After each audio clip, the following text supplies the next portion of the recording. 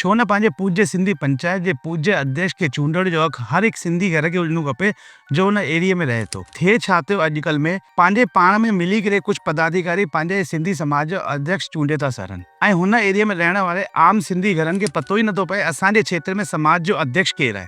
सरल ॿोलीअ में चवां त असांजे सिंधी समाज जी अॻुवाणी करण वारे माण्हूअ जी हुन क्षेत्र में रहण वारे सिंधी माण्हुनि खे ख़बर न हूंदी आहे। मां शहर शहर घुमंदो आहियां ऐं जुदा जुदा माण्हुनि खां मिलंदो आहियां त मां हुननि खां हिकु ॻाल्हि पुछंदो आहियां, तव्हांजे क्षेत्र या पूज्य शहर जे पूज्य पंचायत जा आदरणीय मुखी साहब केरु आहिनि, या त उहो विसरण जो बहानो कंदा आहिनि कि असांखे नालो ध्यानु नथो अचे, या पोइ कई माण्हू त चई सघंदा आहिनि असांखे हिन ॻाल्हि जी ॼाण न आहे। पर सम्झण जी ॻाल्हि आहे, हिन में कोई नंढा ॿार ई न बल्कि 25, 30, 40, 45, 50 साल जो कि वधीकतर मैच्योर माण्हू आहिनि, हुननि खे बि ॼाण न आहे असांजे क्षेत्र में पूज्य पंचायत जो अध्यक्ष केरु आहे। हिन ॻाल्हि जो मेन कारण इहो आहे, पंहिंजे सिंधी समाज में पूज्य पंचायतनि जा चुनाव पंहिंजे पाण में ई थी वेंदा आहिनि। अगरि तव्हांखे कैंडिडेट जे रूप में खड़ो थियणो आहे, हिन चुनाव में खटिणो आहे, त तव्हांखे पंहिंजा निजी संपर्क हुन सां ठाहिणा पवंदा जो हिन चुनावनि में सक्रिय हूंदा आहिनि। ऐं पूज्य पंचायत जो चुनाव खटण खां पोइ मुखी साहब हुन माण्हुनि जी पैरवी ऐं सेवा करणु रहिजी वेंदा आहिनि जिन्हनि माण्हुनि पंहिंजो सहयोग करे हुननि खे खटायो आहे।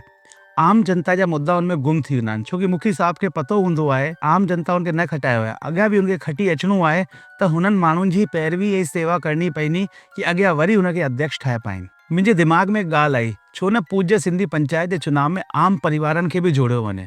फर्ज करो हिकु XYZ नाले जो हिकु शहर आहे, हुनमें ABCDEF नाले जा 6 अहिड़ा एरिया आहिनि जंहिंमें पूज्य सिंधी पंचायतियूं आहिनि, जंहिंमें उदाहरण जे तौर ते ए मोहल्ले खे पाण खणी था लाहियूं। ए मोहल्ले में 200 घर सिंधियुनि जा आहिनि त 200 वोट हुजणा खपनि, हर हिकु घर जो हिकु वोट, ना कि 25-30 वोटनि खे जोड़े कि अध्यक्ष पद जो चुनाव कयो वञे। आर्थिक कमज़ोर परिवारनि खे बि जोड़ियो वञे ताकि हुननि खे बि महसूस थिए असांजे समाज जो अध्यक्ष चूंडण लाइ असांजे वोट जी बि ज़रूरत आहे ऐं हुननि खे पतो पए कि असां बि समाज जो हिकु हिस्सो आहियूं। जंहिंसां थींदो छा, अध्यक्ष पद लाइ बीठल जे कैंडिडेट खे सभिनि खां वधीक घरनि खां वोट मिलना, उहो सिंधी समाज जो अध्यक्ष चूंडियो वेंदो। हिन सां थींदो छा, कैंडिडेट खे हर घर घर वञी करे पंहिंजा कॉन्टेक्ट ठाहिणो पवंदो, समाज जे हर घर में वञी हुननि खे सम्झाइणो पवंदो कि हुनजे अध्यक्ष थियण सां समाज जी उन्नति छा फ़ाइदो थींदो, ना कि उहो 4-6 माण्हुनि खे रिझाईंदो पंहिंजो अध्यक्ष थियण लाइ। हिन जो सभिनि खां वॾो फ़ाइदो इहो आहे कि समाज जो हर घर पूज्य पंचायत कर जुड़नो, जंहिंसां पूज्य पंचायत जो मान बि वधंदो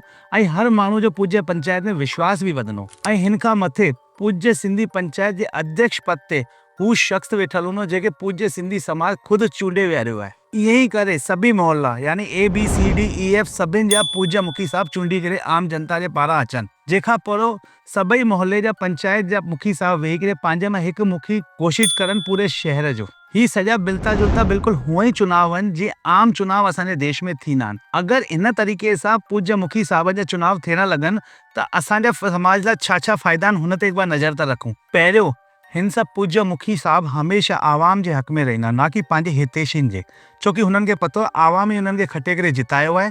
अगरि हू न कमु करना आवाम जे प्रति त हुननि खे वरी अॻियां चुनाव में अध्यक्ष पद न मिलंदो। ॿियो कारण, कई बार ॾिसंदा आहियूं आपसी मन मुटाव जे कारण हिकु ई क्षेत्र में ॿ पूज्य पंचायतियूं खड़ी थी वेंदियूं आहिनि, जंहिंसां समाज त विराइजंदो आहे, बाक़ी समाज जी उन्नति बि रुकी वेंदी आहे। टियों मेन कारण, अगरि पंचायतनि जा पूज्य मुखी साहब पंहिंजे मां ई मिली करे शहर जो मुखी ठाहींदा त आपस में हिकु समन्वय ठहियो पियो हूंदो ऐं हिकु ॿिए जो सम्मान ही ज़रूरत सां गॾु गॾु आवश्यक बि थी वेंदो। ऐं अॼु जे टाइम ते ॾिसी थो वञे वधीकतर शहरनि में आपसी समन्वय न वेहण जे कारण आपसी फूट थी पइजी वञे, हिकु ई शहर में ॿ पूज्य पंचायतियूं भी थी रहनि।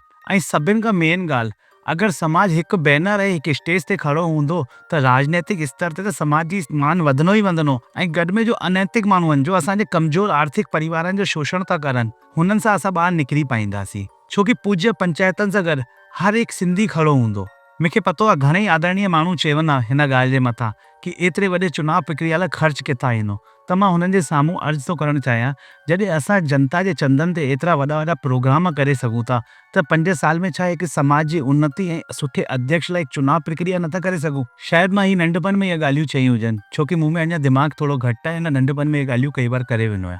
कंहिंखे बुरियूं लॻी हुजनि त हुन सां हथ जोड़े माफ़ी थो घुरां। कई बार मां वीडियो ठाहींदा आहियूं त 2-4 फ़ोन त मूं वटि ईंदा ई आहिनि, जंहिंमें अभद्र भाषा सां गॾु गॾु नोटिस तक मोकिलण लाइ ॻाल्हियूं थी वेंदी आहिनि, त हुननि खां बि माफ़ी थो घुरां कंहिंखे बुरी लॻी हुजे। जय श्री झूलेलाल।